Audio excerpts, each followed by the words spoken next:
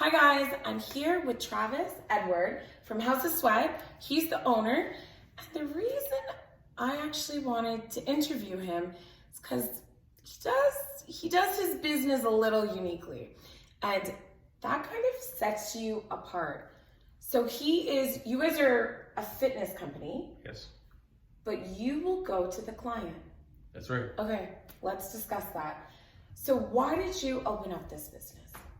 Well, it stems from my own family. To be honest with you, watched watched my parents, and a lot of it actually in overall in my family, there's a lot of health issues, right? Yeah. And so my dad's had prostate cancer. Both of my parents have high blood pressure. Aunties have diabetes. My sister struggled with the health, and so I grew up playing sports. And naturally, even though I went to school for engineering, I ultimately reverted back to this because just watching my whole family dynamics, I just wanted people to impact people's lives. And so I think after watching my dad go through those two hip replacements, those two back surgeries, it kind of just made more sense for me to impact people this way. And so fitness came natural. Once I stepped into a gym, it just felt like I felt at home, and I felt that was the best place for me to impact others' lives. Amazing. So you said once you stepped into the gym, it just felt homely. It felt right. Yeah. So what made you take the very smart decision? Because me, I'm dedicated. I'll go, but to actually get me there, I'm like, oh, I don't want to do this. I don't want to drive there. So it's very wise that you're like, okay, I'll come to you. Yeah. This way you can't back out. Absolutely. What made you go that route? Well, after working, so I've been in the industry for 11 years, and I've worked for multiple gyms. And so one of the things I realized was that individuals will buy a gym membership, and they will either come and not know what to do, or they won't come at all. And towards the end of working in my gym career, I realized that just generally a lot of people were not coming to the gym. Mm-hmm. And so I was like, well, there's something here. I feel like if we can get to them, that at least eliminates that step from them driving and then dealing with the crowded gym, and then maybe even if it's a lady, looking at the surroundings and other people watching her as well. So like a comfort zone. Exactly. Yeah. So I was like, that kind of naturally made sense, and it's worked. Amazing. So it's really good. Yeah. So when you say that, well, when we say, because I think I brought it up, but you go to them, are there any limitations? Does it matter whether it's a condo, a house, a basement apartment, anything? Well, we specialize in working in homes and condos, but we've done apartments, and so the client really doesn't have to have a lot of equipment. And most of the clients that we service particularly are just kind of getting started on their fitness journey, or they're maybe just stepping back onto the horse type of thing, right? And so basically, we don't need that much for them. We'll use their surroundings, and most of my trainers have their own equipment. So combined with everything that I've just said, like that's enough to get started. Really, it's so simple. We use what they have as well as what we have, and that will give them results under like a customized routine for them. Perfect. One thing that I know in life is the biggest thing is just getting started. Yes. Doesn't matter where you do it, just get started.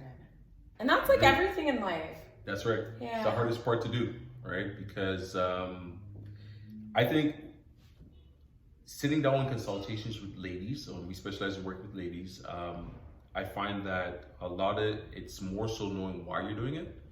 And I kind of alluded to that when I first started.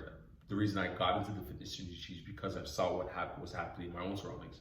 I find that if a person can find out why they're doing something, they'll be more motivated. That's like the two motivate. I think I hear I'm not motivated. I think there's two reasons: not knowing why, and then you're not getting results. So once you figure out why you're doing something, you're going to be more motivated. And that's usually stemming from something greater than yourself. It's not just for yourself. It could be for your kids. It could be so that it's longevity. Maybe your family's had cancer in your family, or some type of hypertension, something like that. If you can find out what your emotional connection is to your goal, then now you're already ahead of the curve. You're gonna be motivated for the long term, not just for the short term, right? And then obviously, if you get results, you're always gonna be motivated as well. Right. I think the anxiousness of the unknown as well, just starting a new process and not really knowing where to start, that could be kind of anxiety ridden. So I think it is really wise that, like, great, I get to start my new journey in my comfort zone, aka my house. Absolutely. And we'll take it from there. So it's absolutely true. And funny thing is, I had a message on Facebook the other day saying, "Oh, I don't want you to come to my house," but I think I'm gonna say it like this: Uber, when it started, people weren't comfortable with that concept. Yeah. It's commonplace now. It's a matter of time before the in-home becomes the natural norm. Like, honestly, Why did the person not want you? I don't know. I have no idea. It was a comment on my Facebook ad, so it was kind of interesting. But I mentioned, either way, we're good to go. And I know that they will come around eventually because Uber's doing it. You're going into a car with a stranger all the time. No, I think it's like the most logical way to go. Absolutely. You guys found the way around the, I don't want to go outside, it's cold. That's right. I don't want to get ready. So It comes to you. you can't please can't them all, complain. but you made it work. Yeah, That's absolutely. amazing. So I know that you commented like very slightly on saying that before you were in this industry, you were in the engineering field. Yes. I went to school for that. My dad's an electrician by trade. And when I was growing up, I remember taking a technology class and we had to create this simple circuit. And there was a schematic. I didn't use the schematic and I built the circuit and it started working. I was like, maybe I have something for this. And then went to university for that. And I think by year 2, I knew that it wasn't for me. Okay. Actually, Why? year 2, it just didn't feel it. I used a lot of my gut intuition. It's probably more of a spiritual universe type of thing, but I used my energy. Yeah. So I knew, but one of my friends in university said, "Why don't you stick with it?" And so I went through it. And then, ironically, when I got out of school, I went about 6 years without finding work in my field. And during that time, the funniest thing is I was sitting at home, was living home at the time, and my mom bought me a gym membership. And that's how that happened. And I did get into the engineering field, worked it, and then I really, really discovered working in the corporate environment, corporate engineering sales, that it wasn't for me. Making good money, hated every ounce of it. The minute I made that transition from corporate to fitness full time, I felt like the whole world opened up, like I was doing what I was meant to do. Good. It's kind of weird, yeah. No, that always makes a hell of a difference. So can you tell me how long you've been in this industry? I don't know how to separate them because I know you were saying in the health, it's been like 11 years. Overall, it's been 11. So I've been in this industry, it's actually going to 2020, 11 years. So I've been in this since 2009. And I've worked for multiple gyms. My business has been around for 5 years. So House of Sweat's been around for 5 years. We started out as an online personal training company. Over the last 2 years, we transitioned to in-home. And so overall, it's been great. There hasn't been anything I haven't seen. I've had the pleasure of being one of the top 50 personal trainers in Toronto. Congrats. And so thank you. And it's been a great journey.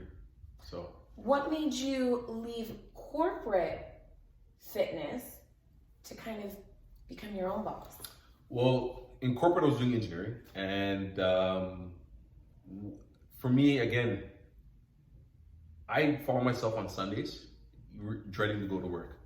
And that for me was painful. Like I still can't wrap my head around this, but if you're making maybe 70, 80K, and which is for most people, it might be a lot of money.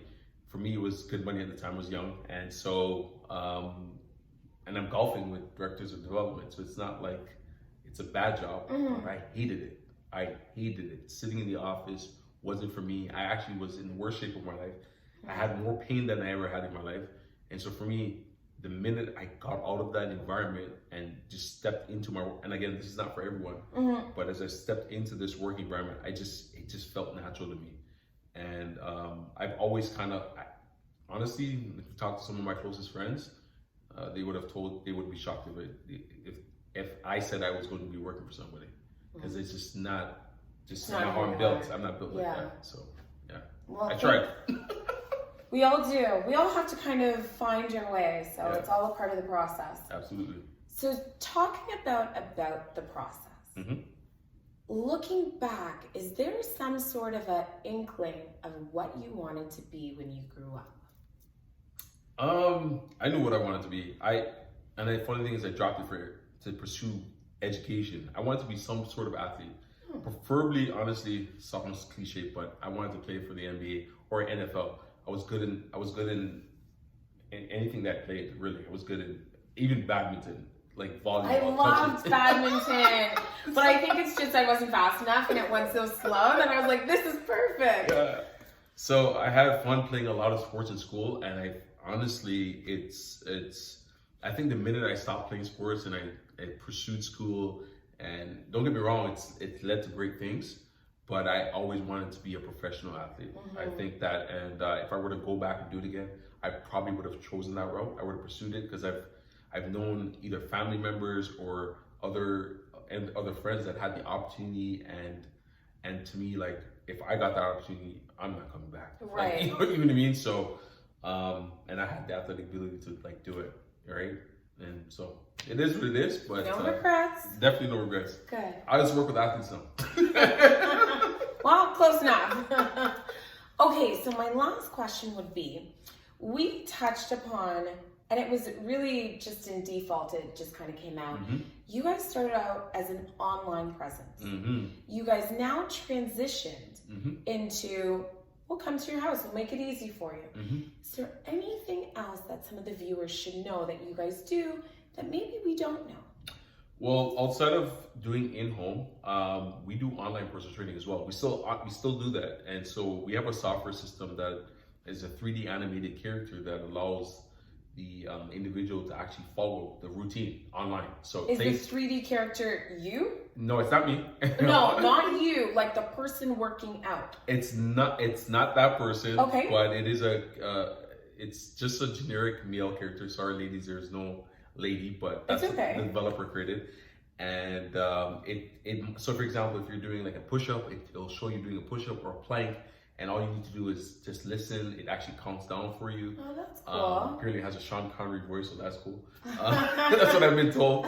And so that, as well as meal prep, right? In terms of knowing exactly, like most of the trainers on my team have not only the personal training aspect or the kinesiology aspect, but they also have that nutrition background. Yep. And so we're able to generally put together a meal plan for you, or some guidance around your eating, which is like a big deal, right? It's like the biggest part, unfortunately. Yeah, I think the 4 areas are like, if you want to narrow it down, just when ladies, you definitely want to look at hormones, but the 4 areas that you also want to look at is your nutrition, sleep, stress, and your diet, right? You gotta, if any of those 4 out of whack, and you're gonna have a hard time. You have a hard time. Good to know. Absolutely. Okay, well, it was a pleasure taking the time, getting to know you and your business. If you guys, it's actually the perfect timing. It's just almost going into the new year. So if you guys are kind of looking to make a switch in your life, reach out to him. I'll put all his information below. But as always, thank you so much for watching. Comment, like, and share. Thanks for supporting local.